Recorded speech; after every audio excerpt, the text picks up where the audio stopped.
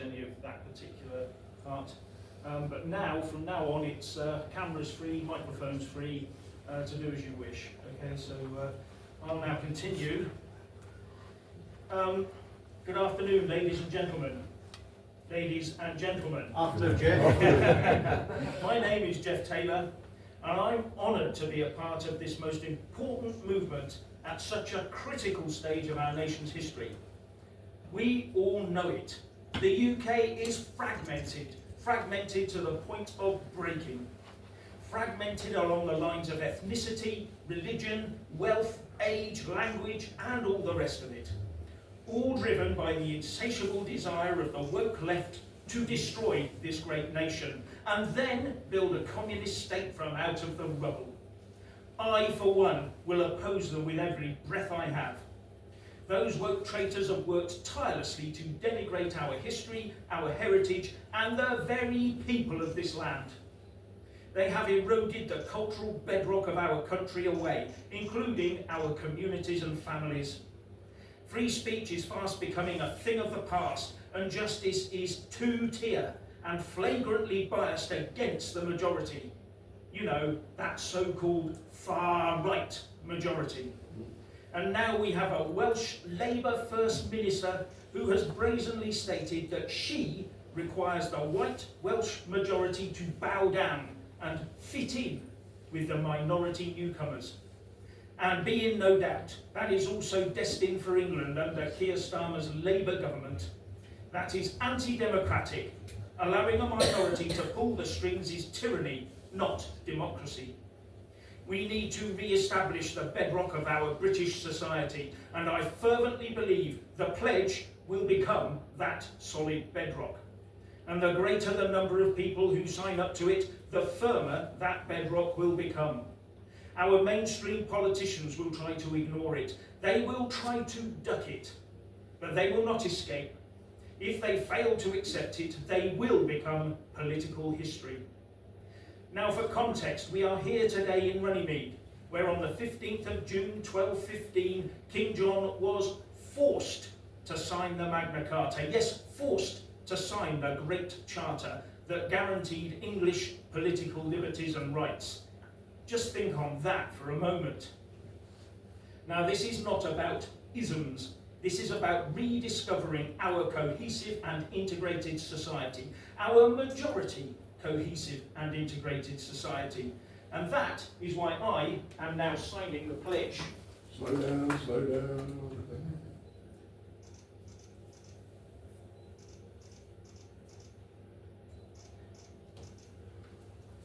But this is not just about words on parchment. This is about people. We need people to spread the message of the pledge, people like you. But more importantly, we need prominent people in society who believe in the UK to step up to the plate and fight the political fight. And here in this room, we do have several of those prominent people who can make a difference. And one of the more prominent of them is sat here, right in front of me, Ben Habib, the best Prime Minister of modern times that has not yet been elected. Not yet, ladies and gentlemen.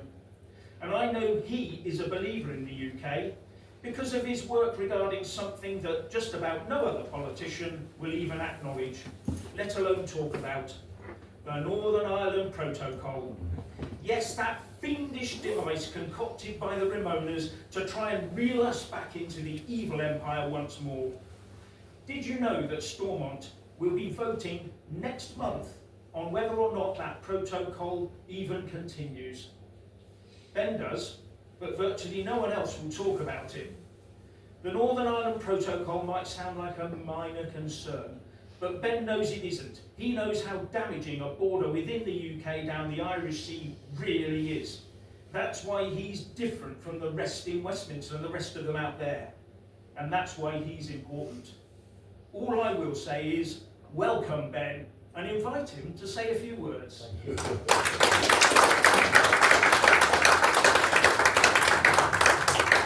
That was a very kind introduction, and can I just say before I say anything, can I just say that that every one of you are fighting the fight to save the United Kingdom. It's obviously there are some people who have the privilege of a greater voice, and Andrew is one of them, and I may be one of them, but we're all fighting the same fight. And what's tragic, in a sense, is that the pledge is even needed, because if you read down the list, all of it should be basic British common sense, shouldn't it? If you are a British citizen and you believe in the United Kingdom, every single one of these things should automatically follow.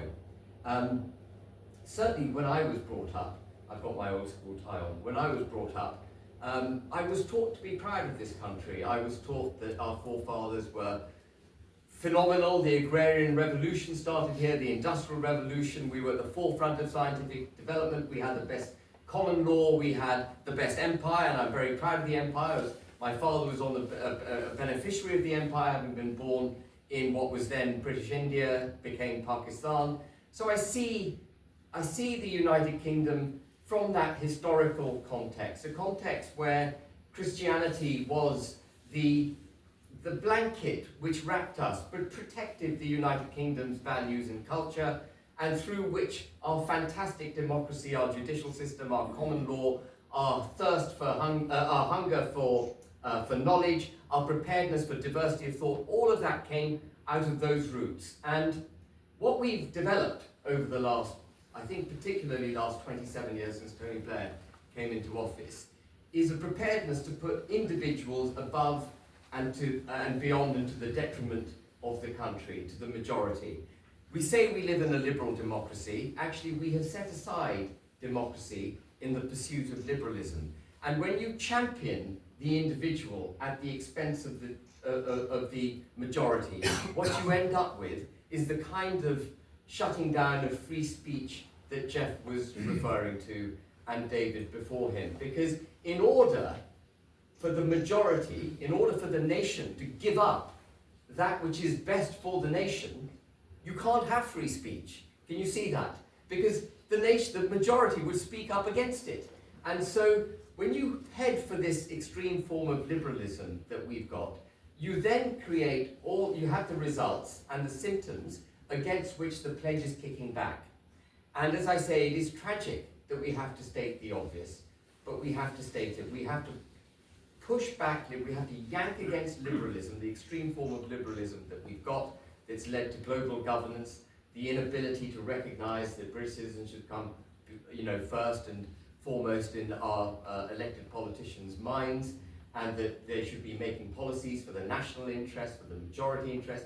We need to yank against that liberalism and re-establish what it means to be democratic. And you can only have a democracy, if you understand the nation state. Democracy is not some kind of fluid thing that you can globally apply. It requires a nation state through which to operate. You can't have a democracy for the United Kingdom if you don't understand what is the United Kingdom of Great Britain and Northern Ireland. And thank you very much for identifying the Northern Irish issue, because it is absolutely vital. If you have a political class that is prepared to hand over 1.8 million people that are not in a British protectorate, not in a former colony, but a part of the United Kingdom, we are done.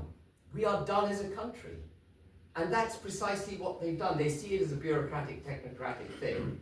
But anyone who doesn't pick up on the massive damage done to the fabric of this country, and indeed who we are as a people, by the Northern Ireland Protocol, is completely underestimating the damage that that protocol has done to this country. And as you said, Jeff, next week, or in a couple of weeks' time, they're going to be voting on the protocol in Stormont. And effectively what Stormont is going to be asked to vote for is for the elected politicians of Northern Ireland to give up their right to represent their people. That is precisely what is at stake. The Northern Irish Assembly is going to vote, and they will vote in favour, to give up their obligation to represent their people. I don't think any politician has the right to do that. So we are where we are. Democracy has been undermined by this incessant march towards liberalism. I'm very, very grateful to those who drafted the pledge. You had the courage to draft what is bleedingly obvious to most people, but thank you very much for doing it. The obvious needs to be stated. I'm very, very grateful to all of you coming here today and for all the fight that you put up. And what I pledge to you is that I don't care which political party is in power. I don't care which political party is carrying the baton from time to time, ostensibly for these values. I will fight for these values for the rest of my life, inside a political party, or if necessary, outside it, and if absolutely necessary, in my own political party, whatever it takes to get these pledges done. Thank you very much, ladies.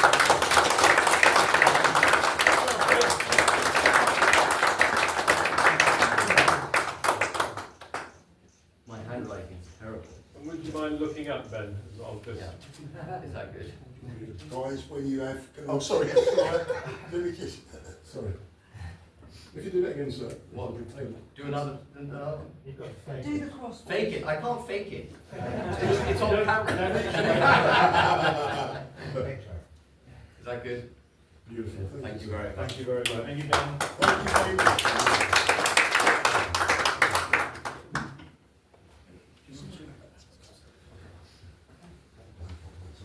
Okay, what we're going to do now, we're going to invite everybody else to sign the pledge, and the speakers have really said everything that anybody could say about it. And thanks very much, Ben, for coming. It's a privilege to stand next to you while you're doing this. And again, thank you for what you're doing about Northern Ireland. There's 4 people here from Northern Ireland today. So what you've done, Ben, we cannot express our gratitude strongly enough. I said it to you privately, I'm saying it to you publicly now. And the people of Northern Ireland know you and love you. And we want the people of the United Kingdom to get to know Ben and love Ben, and as Jeff said, see him as Prime Minister. I suppose a few things I want to just say. This isn't a pledge for the elites. That's why there's none of the elites in this room today. This is the pledge for the people. We've called it the People's Pledge. And Jeff talked about the Magna Carta. I believe that this is the Magna Carta for the 21st century. This document, and the people involved in this document, and the people that I believe will sign this document, will have the power to totally change and transform this country. Because I think we all agree this country is going in completely the wrong direction. And with a document like the pledge, in fact, the pledge is really the only show in town when it comes to ideology and a document for people on the right. Let me say a few things about what the pledge does. First of all, it keeps the far right, because there is a real far right. There are real Nazis, there are real unpleasant people who are racist, anti-Semitic, engulfed in identity politics. It keeps the real far right away from our sort of politics, and that's a massive, massive thing, and that's part of why the pledge was designed. But it also gives a voice to the silenced people, because we've got friends, people that we know that have come to our events that are now sitting in prison. In fact, one of them died in prison. They're the people that the pledge is about, and they're the people that the pledge is for. We need to give a voice to the silenced people. So that's part of this. And for everybody else, the vast majority of the people of this country, the firemen, the farmers, the policemen, the soldiers, the businessmen, the builders, that's who the pledge is for. It's not for an elite, it's for the people. And I believe if we can get 10 million people to sign this document, we can change this country. And that's our goal. We want 10 million people to be signed up to the pledge. And then come the election in 2029 or whatever it is, when we have Ben leading a party. Yes. Well, or whoever. I mean, like Ben said, it's not a party political thing. So you've got the party sitting along the bottom, and above it, you've got the ideology of the pledge, which is moderate. Yes, it's conservative. Yes, it's about British culture and about British values. And yes, it's about Christianity. And we must never forget that 1,500 years of Christianity has shaped what this great United Kingdom is. But this is for everybody, irrespective of race, creed, or class. This is the People's Pledge. And I'm going to invite everybody to come up and sign the People's Pledge, but I'm going to sign it first.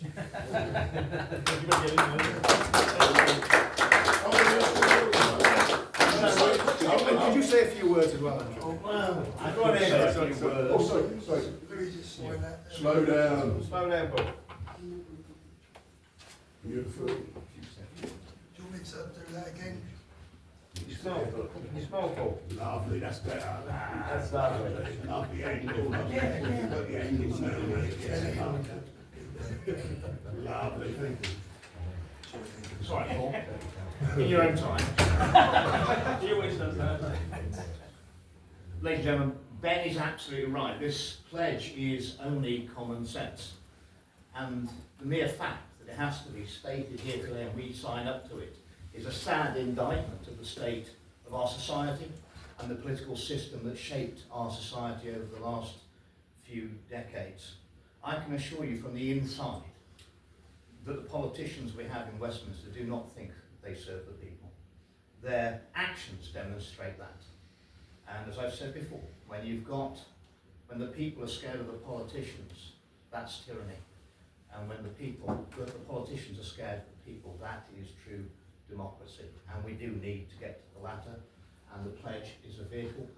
Strong principles you can build a political mandate from, which would have the overwhelming support of the public, and something that will rock those in the elites in Westminster. And I thank you for inviting me here today to support what's something which I think can move our country and our society forward. Thank you very much.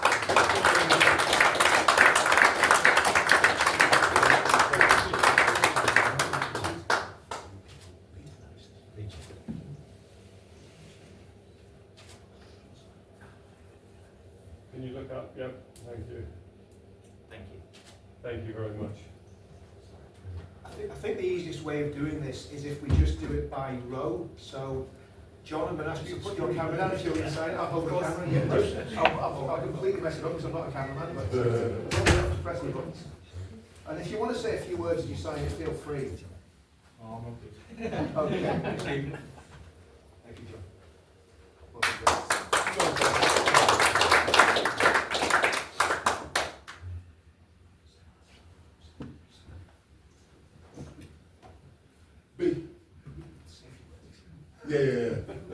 Before I actually do sign the pledge, there's a couple of issues in which I would like to raise. I'm actually standing here as a proud Englishman. One thing that's really great, I came here to this country in 1973, so technically we were the back end of the Windrush generation, and I moved to London, I moved to Enfield, and where I lived in Enfield in the 1970s, there was a Ku Klux Klan, there was a British movement, there was National Front, there was everything. In 1981, I was nearly killed in Ballsmore Lane Park by skinheads who were chasing me. In them days I was fast and no one can get me.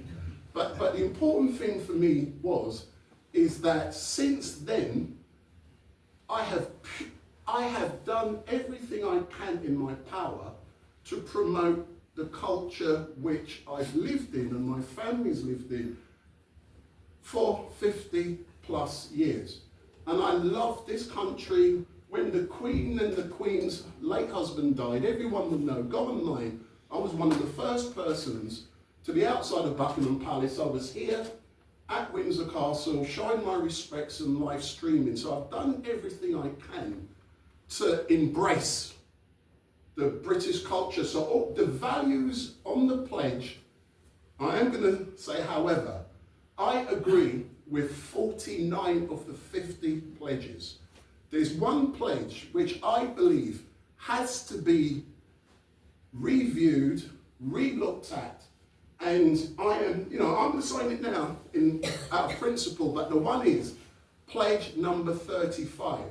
Pledge number 35 focuses on multiculturalism. I believe, personally, multiculturalism in this country is an amazing thing. I believe it's enriched what we're doing.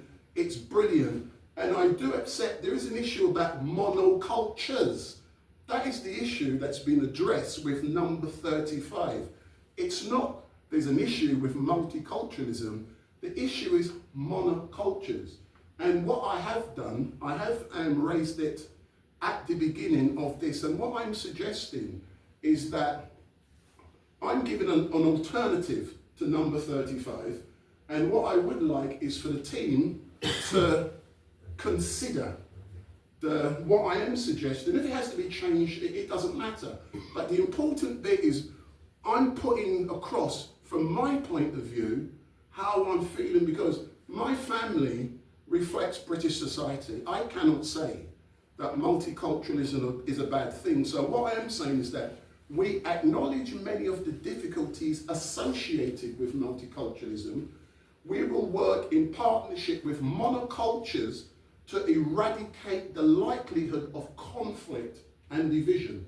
So I'm saying this is the solution. We need to be working in partnership with other monocultures and get them to stand shoulder to shoulder, embrace the British culture and be proud just like what I am. And I'm happy to be going out there. And Richard has said to me, it's important. We have black organisations, Asian organisations, Muslim. I'm happy to go out there and be banging on their door and say, let's come and let's embrace what's going on here. But I'm happy to sign it. But I'm just letting you know that the issue I have is number 35, but 35 should be reviewed and updated to let's do something positive to bring people together. And I love what's here, so I'm going to sign it, but I've only got an issue with number 35. I don't have an issue with the other 49 principles. So.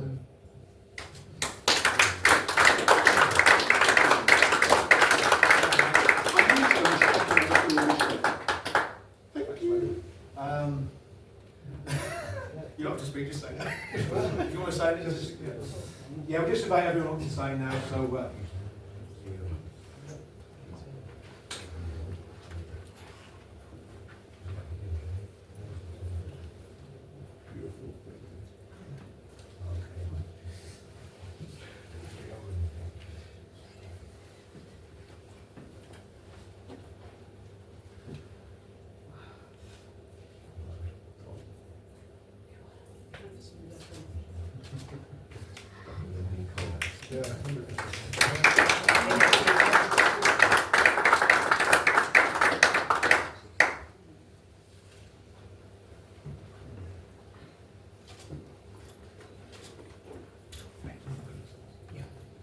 Thank you, it's an honour to be here today. Let's make Britain great again. Guys, if you sign it, feel free to say a few words. This is about freedom of speech, so we can't say to people, freedom of speech, freedom of speech. So feel free to speak. Also was covering Brexit. Yeah. What I'd like to say, I mean, this is new to me. Well done. Well, you in terms know of more about it reading than I this and will. seeing this, but I've I been just know saying for about a the couple of protocol. years. I conversation with you, but this is my We've lost our way. Interesting. And in terms of rights, we have an existing Bill of Rights, but none of those rights are actually being enforced. And if there was a political party that was prepared to campaign on this and campaign for a new Bill of Rights, even if it's reinforcing the existing Bill of Rights, it would put that into the public forum where people would understand that party and those people campaigning on that front really gets what's missing from this country. Because when we look at the majority that are not voting, yeah, Ben spoke about that.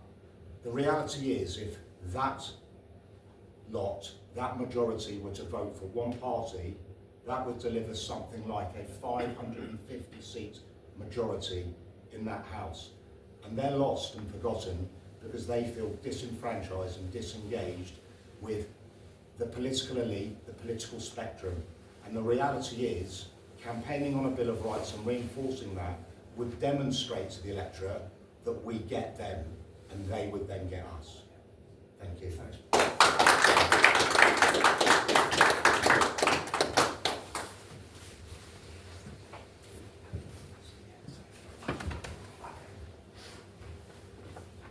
Right, ladies and gents, it's a pleasure to be here today.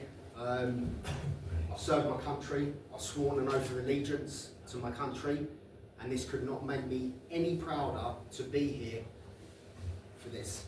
So thank you so much for having me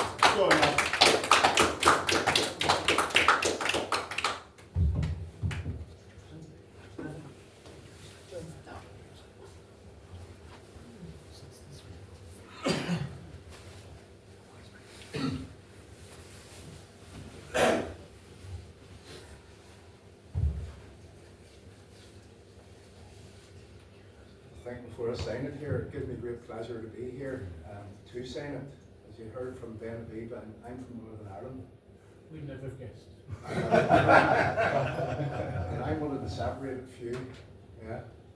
We have a border in what's known as the Irish Sea, separating us from our brothers and sisters right around the United Kingdom and England, Scotland and Wales. This pledge is a mechanism to bring us all together. And I'm very, very proud to be here to be signing it today on behalf of a lot of people in Northern Ireland.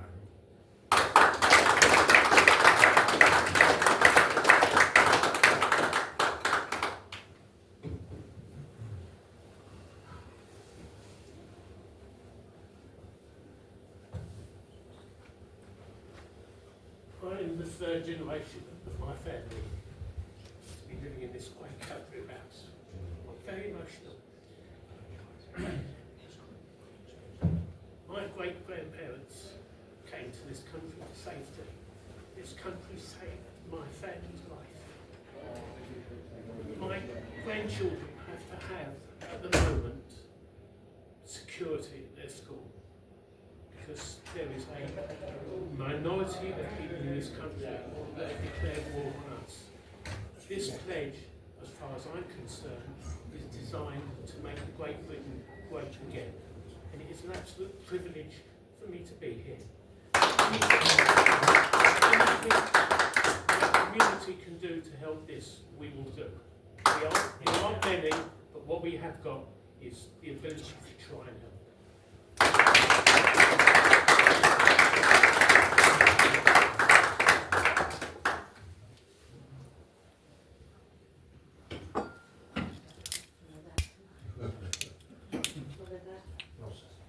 It's all been said. Just proud to be here. I'm a bit emotional.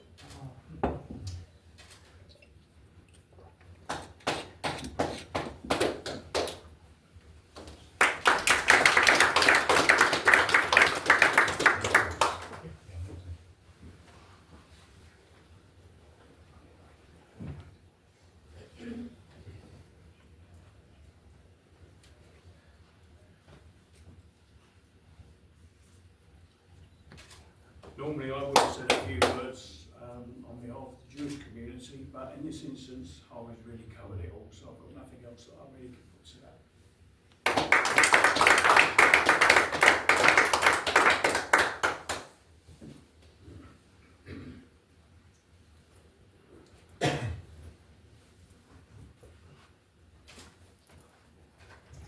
Thank you very much for inviting us, Richard. You're welcome.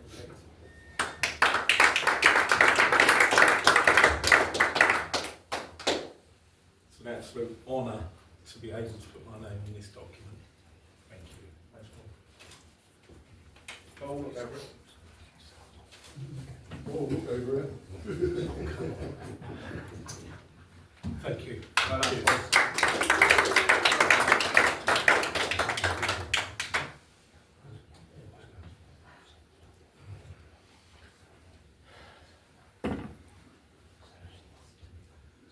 Thank you very much for inviting us, and yeah, if anybody ever needs any help or assistance, ever feels threatened, please give us a call. Paul Fult's got our number, Russia's got our number, and thank you so much, and yeah, it's an honour to sign a document. Thank you so much. We haven't got the outreach that a lot of you have, so we just appreciate everything that you are doing, and we'll do anything we can to help out with anything. God bless you all. Thank you very much.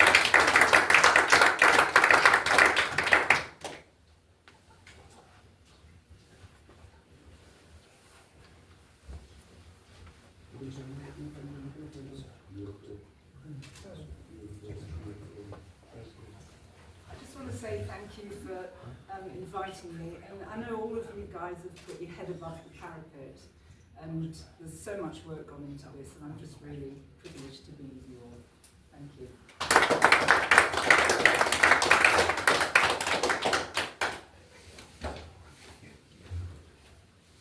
An absolute honour to sign this today. Thank you.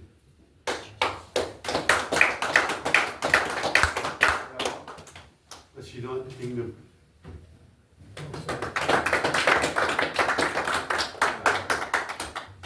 sure that nobody's missed out on signing the pledge. Has everybody in the room signed it that wants to sign it yet? Sammy? Sammy? That's good timing, Sammy. Sammy, the party's over. But you can come and sign the pledge. Do you want to sign it? No, I'm just going to do it quick. Okay, that's fine. Well, we'll close the meeting here. Thank everybody for coming. I think it's been a historic event. I really do. It seems like something very, very small, but little acorns and all that. What you guys don't know, we've already got 26,000 plus people have signed the pledge just as a result of our small outreaches.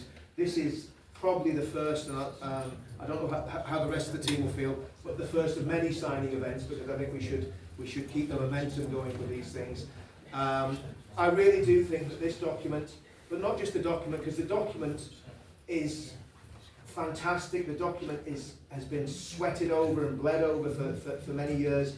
But I think it's the people that sign the pledge that make the difference. And that's what we need to do now. We need to mobilise this. We need to get this document and set it on fire and get everybody in the country who's got a brain in the head to sign this thing and take the country back and change it. And Ben's gone, but I mean, Ben's, I'm sure Ben's put his support to it. Peter Whittle's put his support to it. Absolutely fantastic having those guys standing with us. Noel as well from Reform. So it's a very, very cross-party and cross-cultural event, if you like, and it's a cross-cultural pledge.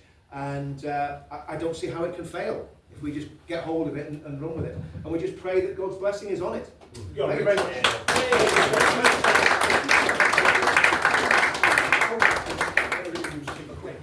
If anyone wants some of these cards, yeah, if anybody wants some cards to give to their friends to get them to sign it, please do.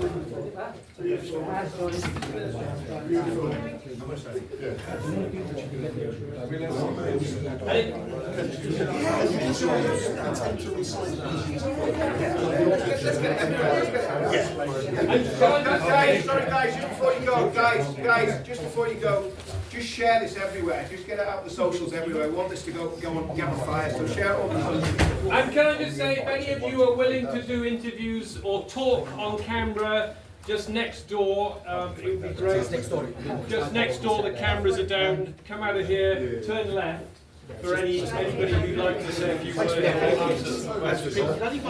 These things, you never know how they're going to go, so I think it went fairly well. Yeah, fairly so, right? Well, yeah, it's nice to meet him. No, Ben to do that. And he's done loads for Northern Ireland. Yeah. Turn us off. Oh.